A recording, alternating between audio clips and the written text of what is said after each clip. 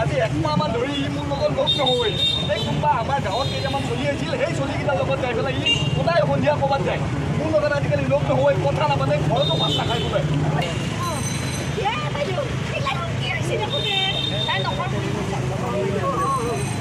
Gogoi fence ক্লাবৰ তৰফৰ পৰা গৌৰৱ গগৈ ফেন্স ক্লাব দৰঙৰ উদ্যোগত আজি ড্ৰাগছ বিৰোধী এখন সজাগতাৰ কাৰণে এটি বাটৰ নাট প্ৰদৰ্শন কৰি আমি ৰাইজক ড্ৰাগছৰ বিৰুদ্ধে সজাগ কৰিবলৈ চেষ্টা কৰিছিলোঁ।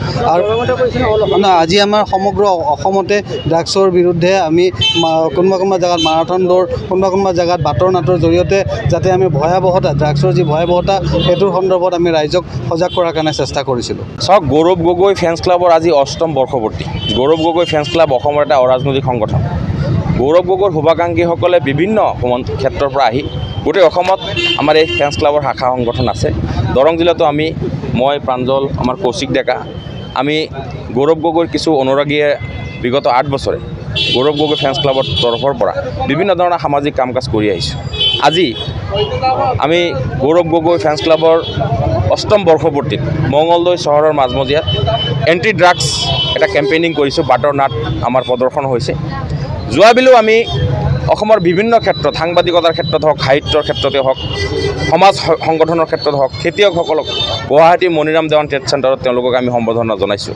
সাংবাদিকসকলক, বিভিন্ন বুদ্ধিজীৱীসকলক মাতি আনি আমি এটা আলোচনা চক্ৰ কৰিছিলোঁ। তাৰ আগৰ বছৰ আমি সমাজত বিভিন্ন শ্ৰেণীৰ দুখীয়াসকলক অন্ন বস্ত্ৰ বিতৰণ ব্যৱস্থা কৰিছিলোঁ। পিছপৰাসকল, যিসকল খাবলৈ নাপায়, কাম কৰিবলৈ সুবিধা নাই, সেইসকলৰ কাষলৈ গৈছিলোঁ।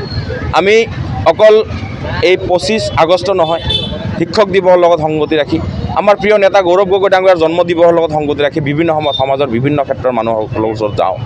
আমাৰ এই সংগঠনৰ জৰিয়তে আমি এটা প্ৰয়াস কৰোঁ যে গৌৰৱ গগৈ ফেন্স ক্লাবক এটা ৰাজনৈতিক ভাৱমূৰ্তিৰ পৰা দূৰত আহি এটা স্বচ্ছ আৰু নিকা সমাজ ব্যৱস্থাৰ লগত আমি সম্পৃক্ত হ'ম। তাৰ কাৰণে আমি প্ৰয়াস কৰিছোঁ। আজি শিক্ষক দিৱসৰ লগত সংগতি ৰাখি আমাৰ কেইবাটাও কাৰ্যসূচী হাতত লোৱা হৈছে। 5 ছেপ্টেম্বৰ তাৰিখে আমি আগবাঢ়িম। আজি ৰাজ্যজুৰি প্ৰতিখন জিলাতেই ক'ৰবাত এণ্টি ড্ৰাগছ কেম্পেইনিং হৈছে, ক'ৰবাত ড্ৰাগছ বিৰোধী মাৰাথন দৌৰ প্ৰতিযোগিতা হৈছে।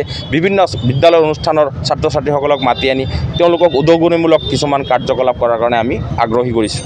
গতিকে আজিৰ এই নাটখনত আপোনালোক আহি আমাৰ মঙলদৈ চহৰৰ লগতে দৰং জিলাৰ বিভিন্ন প্ৰান্তলৈ এই বাতৰি কঢ়িয়াই লোৱাৰ এটা প্ৰচেষ্টা কৰিছে। আপোনালোকক ধন্যবাদ জনাইছোঁ। আৰু অনাগত দিনত গৌৰৱ গগৈ ফেন্স ক্লাবে আমি যি প্ৰচেষ্টা ল'ম, আপোনালোকক মাতি আনিলে আপোনালোক আহিব আৰু আমাৰ লগত সহযোগ কৰিব বুলি আমি আশা কৰিছোঁ।